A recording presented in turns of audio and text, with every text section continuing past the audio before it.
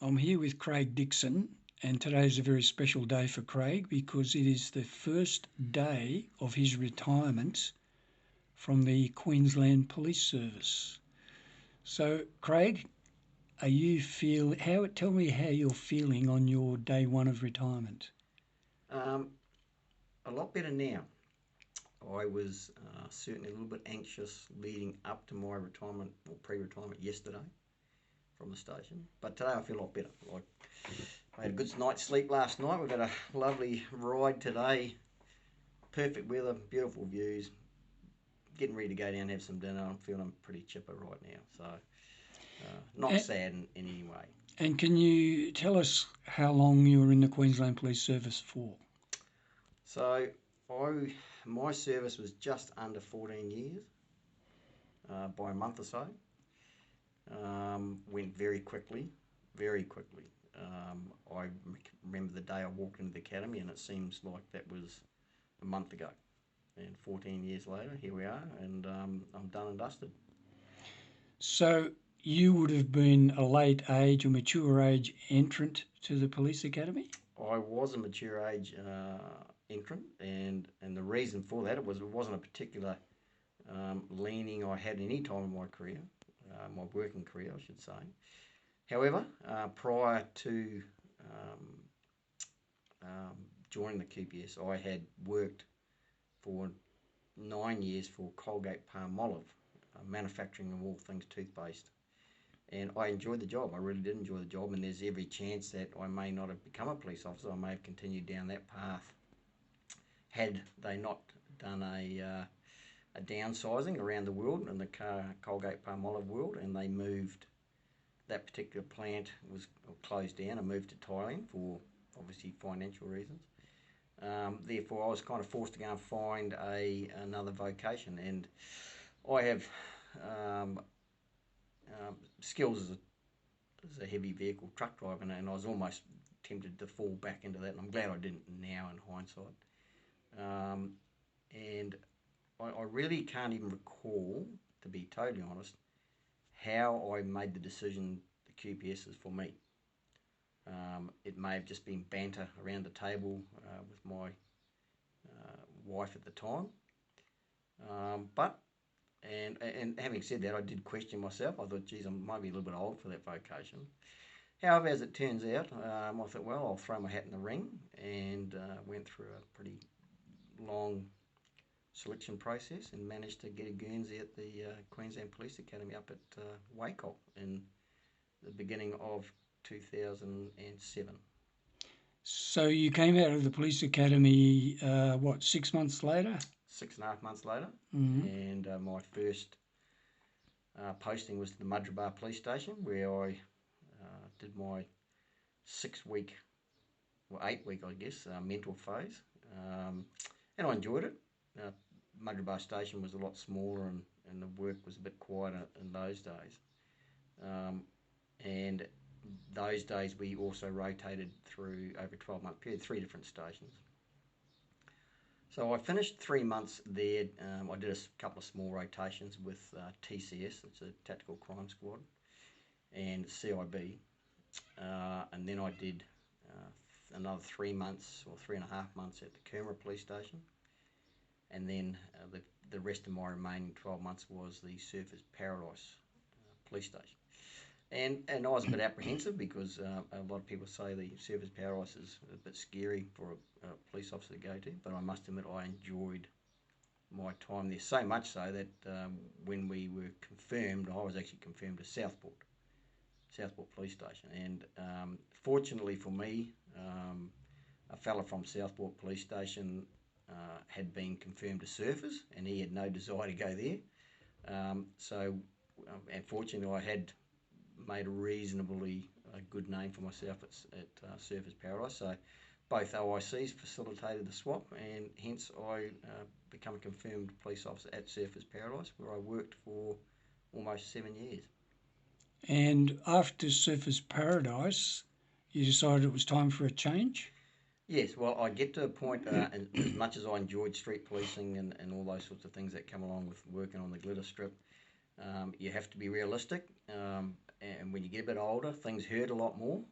There's a lot of very young drug and alcohol affected people there, and there's only so much the old body can handle wrestling those young men. So an opportunity came up for me to transfer to Coomera, which I had enjoyed, in my early rotations as an FIC, but I wasn't quite prepared for the storm that Coomera would become because of the growth rate in that area. So, however, I went there and spent the majority of the almost 9 years I spent there, or 8 years I spent there, the majority of those years as a field training officer, and had I lost count of the amount of FICs that I trained from the academy, which I enjoyed. First FIC being? The very first one was Nairi. So it's first year constable. That's yes. what FIC is? Sorry, yep. First year constable, coming out of the academy, fresh out of the academy. And you were a mentor? I was a mentor for a number of and that is field training officer? Field training officer, that's correct, yeah.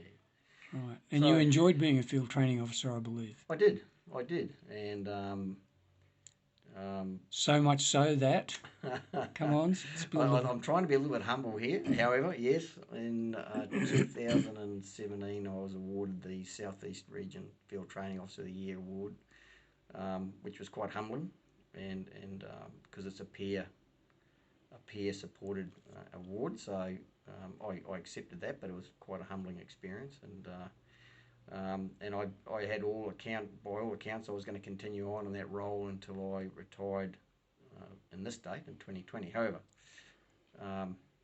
medical conditions conspired against that, and in early 2018 I suffered a very almost fatal heart attack.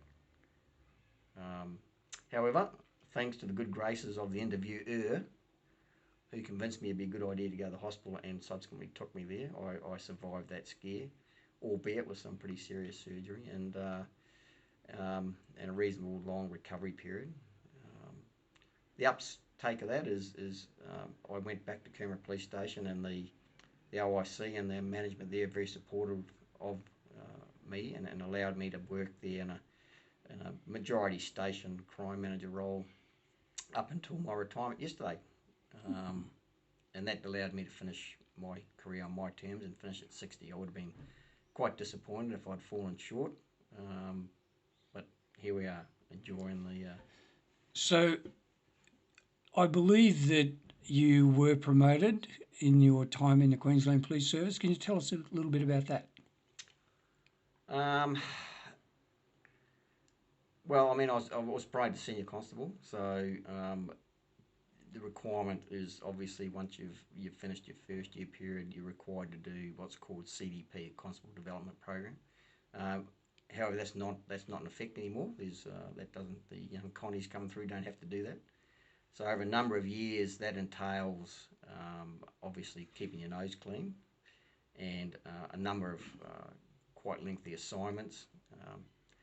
3 in the first year, 3 assignments in the second year, 2 in the third year, including what they call a Senior Constable workshop up at the academy.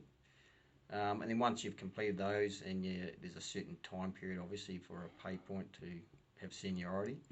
Plus, you've obviously got to pass reviews and things to ensure that you're a suitable candidate.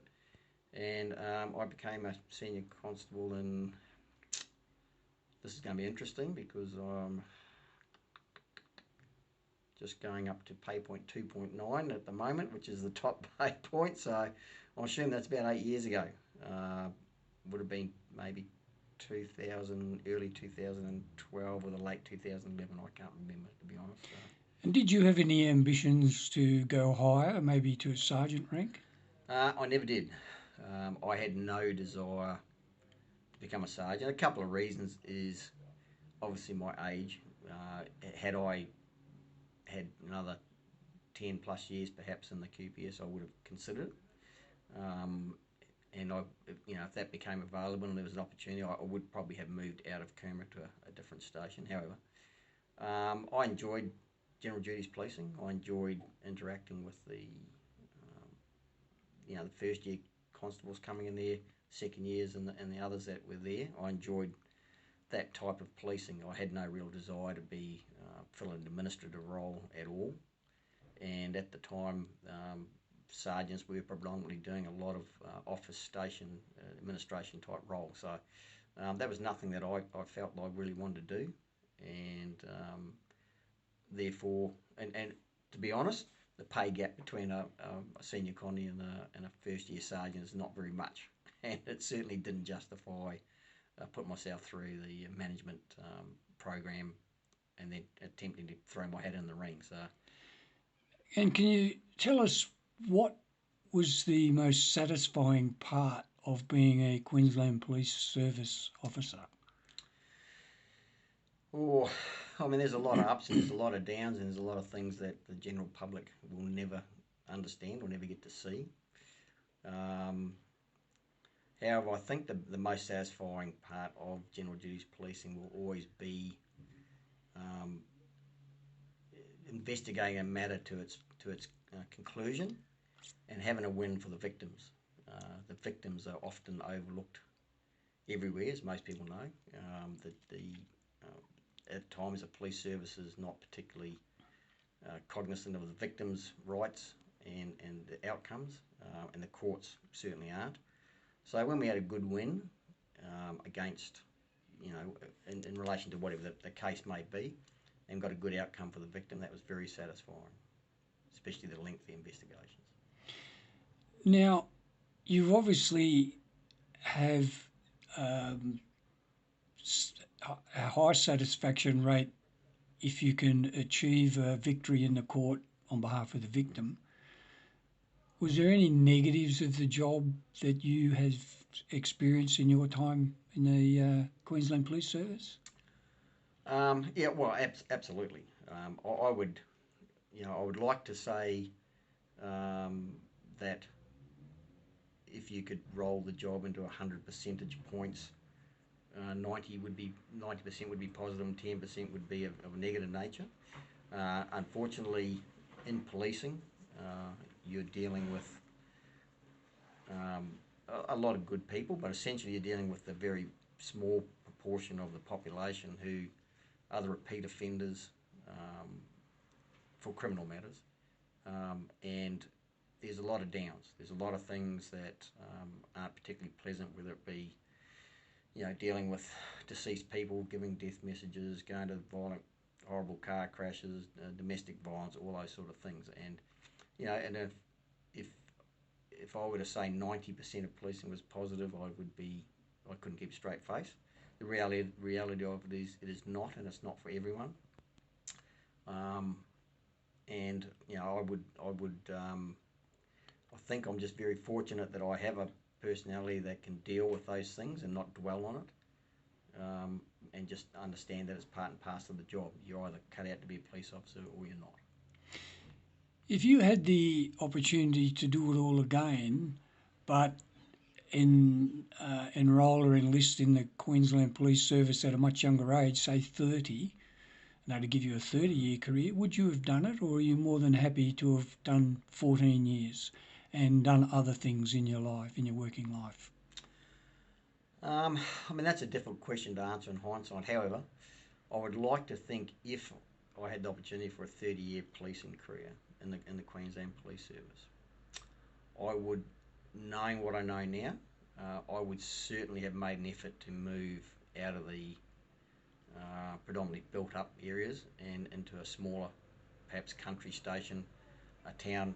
For example, we were sitting the size of Stanthorpe, any other sort of country towns. I think the country policing, albeit obviously has its own challenges, I think the ability, even in this time, to still interact with the members of the public and build a rapport with the public is a lot stronger. I think the stresses are a lot less. When you're policing in areas, and Coomera being a prime example on the Gold Coast, and there's others, the pressure is always on. All right. I have to wrap this interview up now because it's almost 15 minutes and I can only put 15 minutes worth on YouTube. Senior Constable Dickson, it's been a pleasure speaking to you. Thank you on behalf of Queensland people and the state of Queensland for your service. It's my pleasure. Thank you very much.